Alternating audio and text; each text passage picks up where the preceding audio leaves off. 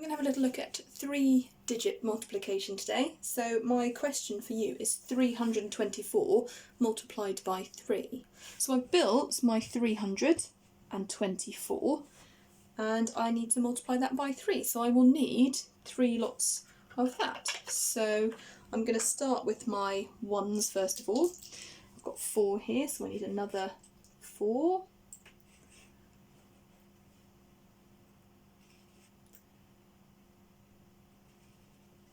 And another 4.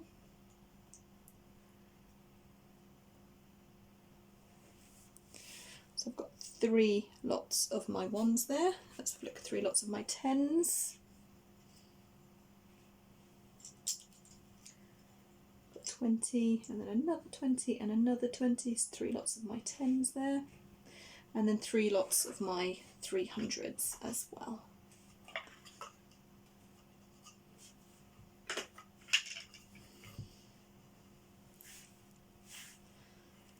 Hopefully you can see there that all of those all together, I've got 324 multiplied by 3, so I've got that 3 times.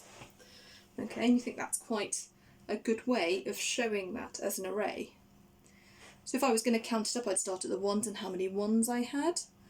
So I've got 12 1s, I have 6 10s or 60, and I have 900s or 900. So altogether I have 960 at 12, 72, 972 by using Deans. Now if you didn't have Deans, you could draw these to help you represent that as well. So that's the first way we might think about understanding 3-digit multiplication. Let's have a look now at the expanded version of that. Again, 324 multiplied by 3, but we're going to start showing that in a formal method using the expanded method. Okay, it's very similar to the 2-digit multiplication. Let's see how that works. So the first thing I need to do is set out my formal multiplication in a way that makes sense. So 324, I'm going to start with that.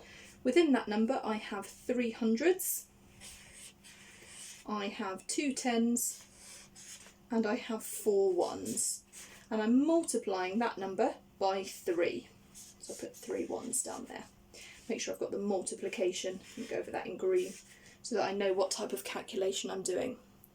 Then, in this type of calculation, you always will start with the 1s. So have a look at this. 4 multiplied by 3, 4 3s, 4 3s are 12, so I can write 12. 12 is made up of 1 10 and 2 1s. Lovely. So going to the next column, I'm going to do 3.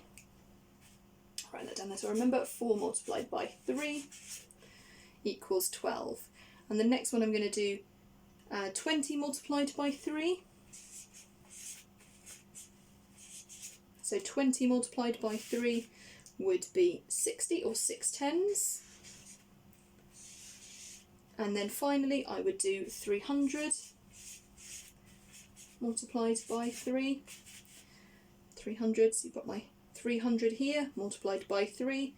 300 multiplied by 3. If I know what 3 times 3 is, I can do 300 multiplied by 3. 300s multiplied by 3 is 900s. So put the 9 in the hundreds column, and don't forget those placeholders there.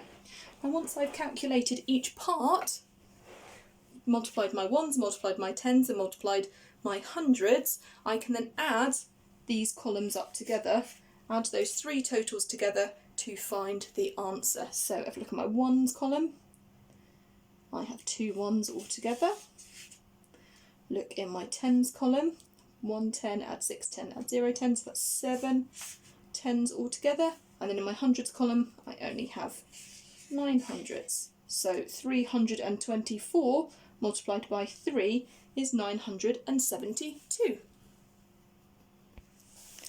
Finally, you might want to do the short version of multiplication, the short method of the formal multiplication.